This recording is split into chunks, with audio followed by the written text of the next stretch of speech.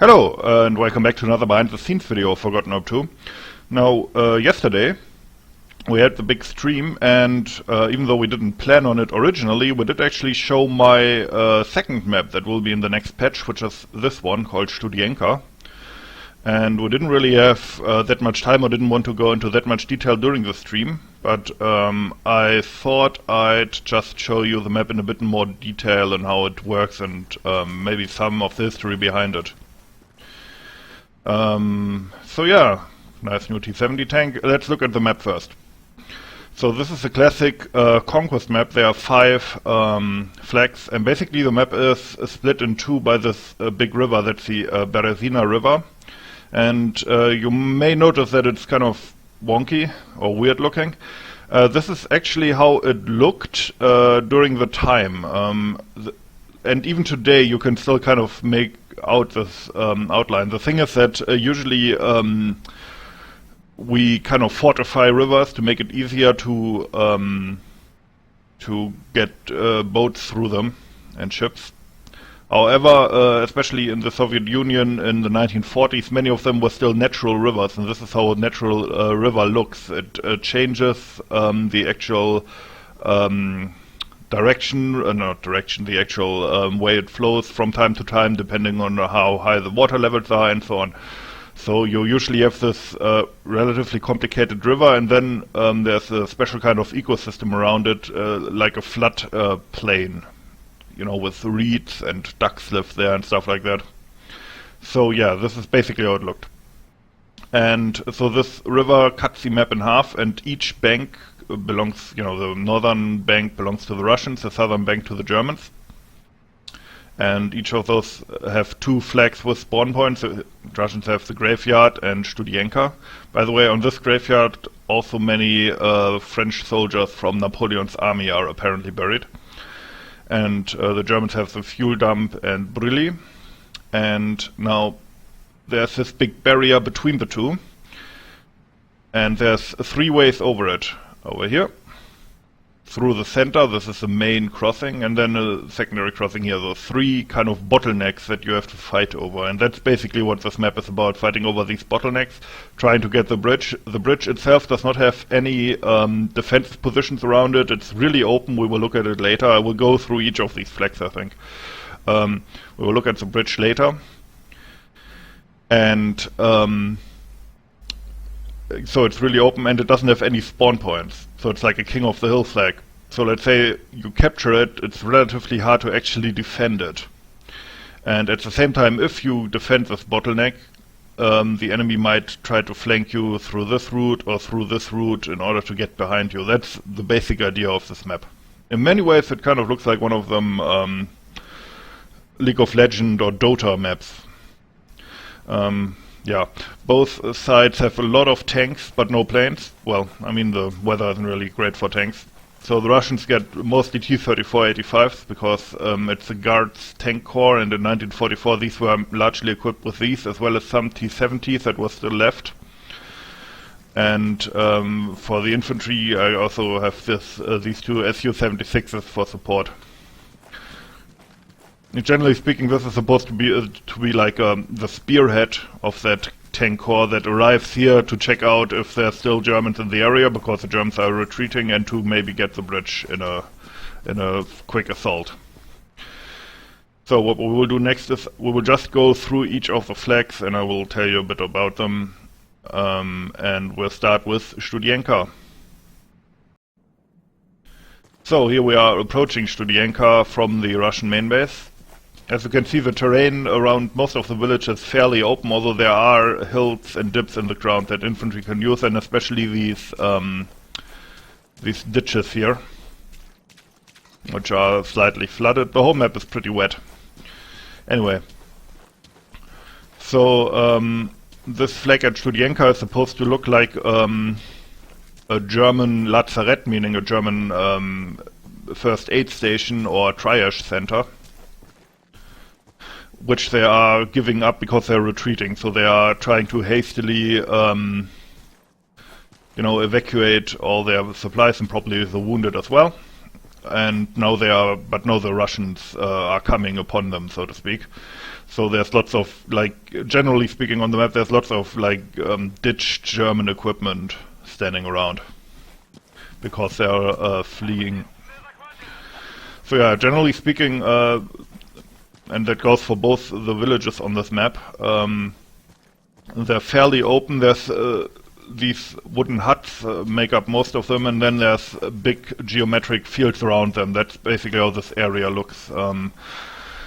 And behind them, like, the main village is actually along the river here, so this is where most of the buildings are, and then behind them here there's a more spread out area where you have cornfields and, you know, small, like, patches of fields behind them, and some huts as well.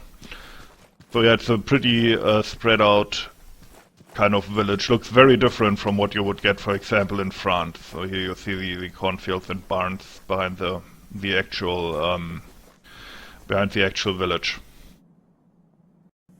So now we are approaching the graveyard flag from the Russian main base, and this is the main road out of the main base, and as you can see, pretty open terrain. But if you like cover, because you're an infantryman and you don't want to die, you can go into the forests here. On Oglidov I had decided to keep the forest basically completely closed because I wanted tank battles in the fields and pretty quick operation, but here you can actually go into these forests, which I don't think we showed these in the stream actually. And they're pretty good for infantry. You have nice varied terrain, you have these rocks to take cover behind, there's trees obviously, it being a forest. And I think it looks pretty neat with the morning fog here. So let's pretend we're Russian infantrymen. We are going through the forest, approaching the graveyard flag.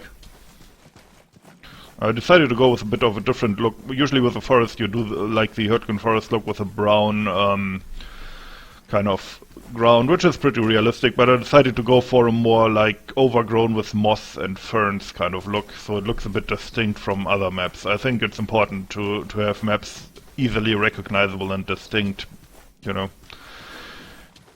So this is the graveyard flag, and this is where, as I said, a graveyard is in real life as well.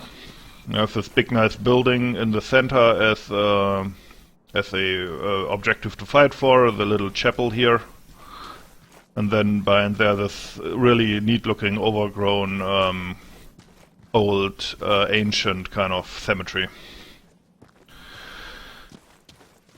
And so yeah, generally speaking, when you make a map, it is important to make flags at least slightly distinct, you know, so that each has a certain character or story to it. On this map it was hard, because at the end of the day this is a fairly like generic slice of Russia. There aren't big cathedrals or anything, but these small things can kind of make them more unique. And this actually shows you the way to the to that field aid station we saw earlier. So, you know, add details like that. And oh yeah, here the idea was that maybe a plane had strafed a German convoy and destroyed, you know, this carriage and this truck as well. And there's 2 dead horses that they have dragged off the road, and there's 2 dead Germans that got buried near the road here relatively hastily, because, as I said, the Germans are in full retreat from the Russians here. And this flag is important in that there's this one of the 3 flanking route leads directly here. That's the one that leads directly from the German main base. So this is important to control for both sides, so they don't get outflanked. This is where if you're playing this map for the first time, you're a Russian, and you capture this. Expect German tanks to arrive from here, or sneaking through this forest in the south if they want to have more cover, but maybe risk infantry. So I would really take some mine kits and place mines at these entrances to the forest, because they can't go through the hedges, but they can go through these entrances into the forest. So, and there's another forest down here near the water's edge. So yeah, little tip there. So next up we will switch over to the German side and look at the fuel dump and Brilli flags, and then lastly the most important one, the bridge. So, here we are in the German main base. They're coming through the forest here. And same as the Russians, the Germans have a lot of tanks, namely a mix of Panzer IVs and Panthers. as well as one scout vehicle, 231. And these represent the, or a Kampfgruppe from the 5th Panzer Division that has been sent to guard the bridge to allow more German units to escape. And, you know, maybe counterattack. They also have a Wespe here. So yeah, they are here in cover in the forest, and will then drive out to what I like to call a Napoleon point, where the burial mounds of Napoleon's army are. Kind of a bad omen, if you ask me, but there they are, in the distance. And that's where the German infantry can spawn their transport there, and like sniper rifles and stuff. So yeah, that's the German main base. Next up we will go to the fuel dump. So here I'm standing on one of the burial mounds, and from here we will go towards the fuel dump, because I want to show you how this map is basically, the terrain is split in two between these rural field agriculture areas up here, which are below the waterline, so to speak, and which are used for agriculture, basically, so you can see like the rests of kind of dilapidated fences and things like that. And then beyond this line starts the actual river, which, as I said before, is kind of not flooded, but pretty wet, and this is the kind of wetland terrain that you see in these areas. That's, by the way, a new texture that I made. And in the really deep areas here you have these high reeds where infantry can hide. So I think this is a relatively, it's not really a swamp, but kind of swampy terrain. In reality probably you wouldn't be able to drive vehicles through here, but that's the kind of thing that we don't do in FH2. But I think this is relatively unique in FH2.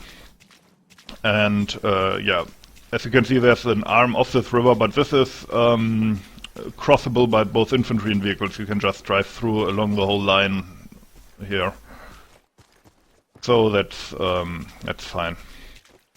So yeah, this is this river area, and from here we can go towards the fuel dump. And there's of course frogs. And you can hear the sound changes here as well to like a nature one where you hear weird birds and whatever. And over there you can see where the farmland starts again, where there's fences. Yeah, I think that makes the map look pretty unique, even though the gameplay is of course relatively standard like a Conquest map. And this is basically all around the river.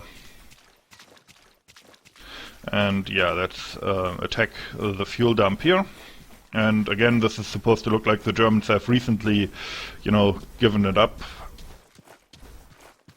as fuel that they're waiting to evacuate. Some vehicles here. Yeah, here you can look into the wetland. I kind of like this angle here, it looks cool. And you can hear the frogs. It's kind of peaceful. It feels like an early morning. And yeah, some of the vehicles of course have broken down. So that's why they left them behind hastily while the Russians are approaching. And here we are. So yeah, that's the fuel dump. Next up, the village of Brilli. So this area might look a bit weird, and this is here because I looked at a military map to make this, and there was a weird symbol on this, and I looked up Soviet military symbols, and this symbol meant disused quarry. So this is what that is. Now it won't have much of a gameplay impact, I believe, because obviously it's at the edge of the gameplay area. There's a second one here, that's basically the same. But yeah, it's still you can still see it on Google Earth as well, so I decided to put that in here. I mean, I guess you could put a tank into like a hull down position here, but you won't see much useful from here. Anyway, let's go into Brilli itself. Like a true sniper, let's go through the safest route here.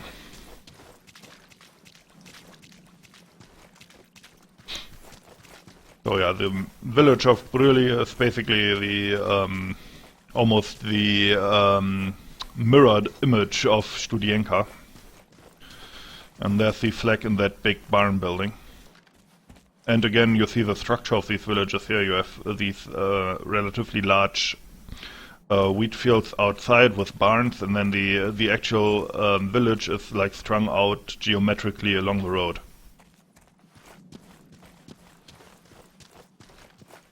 Now, in order to make the open houses a bit more apparent and make it look generally nicer, I used a lot of these single point light sources here. So you have this warm glow inside the houses. I think that looks pretty neat. This is in several open houses and also in this barn here. Sometimes I also use that to highlight pickup kits, although obviously they haven't spawned yet. But for example, you can see here that draws the eye, and then there will be a pickup kit here that you can use. Oh, it's little tricks like that. And we have that. And now, as you can see, it's equilibrium, and it's a bridge that destroys that tie. And this is also another flag that is very important, because it's kind of, in many ways, this is the opposite of the graveyard flag, because the flanking route from the German main base goes directly to graveyard. The flanking route from the Russian main base goes directly to Brilli. So that's the idea behind that. And here you can see, if you're German and you're at this flag, this is probably where the Russian tanks will be coming from the river bed area. Because this is where the swamp begins. And you will also see it because probably a lot of birds will come flying up when there's Russians there. Yeah, see. So there's that. So next up we will look at the most important flag in the whole map, the bridge in the center, and that will end the video.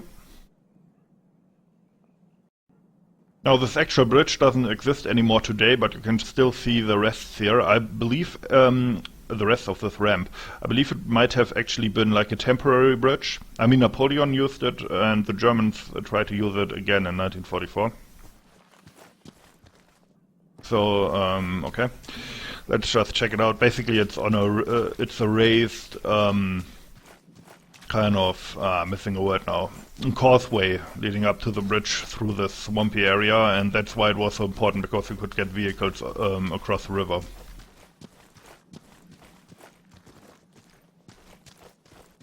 And the flag zone on this is huge, might be the biggest flag zone we have in the mod, outside of maybe some dummy flags or whatever. So this whole area is basically the flag zone that you have to control, but you can't spawn on it. There aren't really any defensive positions or much cover there, except, you know, the rocks that are in the riverbed here. And the whole area around us is pretty open. There is the only other cover are these German vehicles that were driven off the road, maybe to evade a plane, and then got stuck in the mud. Also, apparently, some German stacked Panzerfausts down here for some last stand. And, you know, there's horse carriages and stuff stuck in the mud here. So yeah, and over there you can see the coastline of Studienka, so to speak, where the Russians will be coming from. And there's also so it's not completely bottlenecky, there's also secondary forts. These forts are always all marked by the, what's it called, by the rocks here. So you have one here, where you can drive through the forest here and flank into here, or the Germans can drive through here and flank into here. So basically you have here 4 kind of ways in overall. And this connects them to the flanking route here.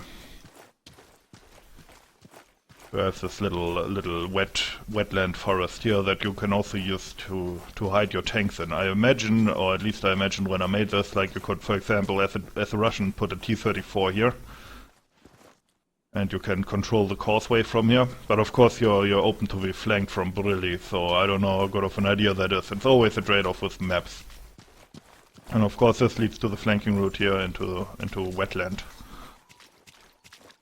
But yeah. That's basically the map. Leave comments and feedback in the commentary function of YouTube. And as always, thanks for watching. Have a very nice day.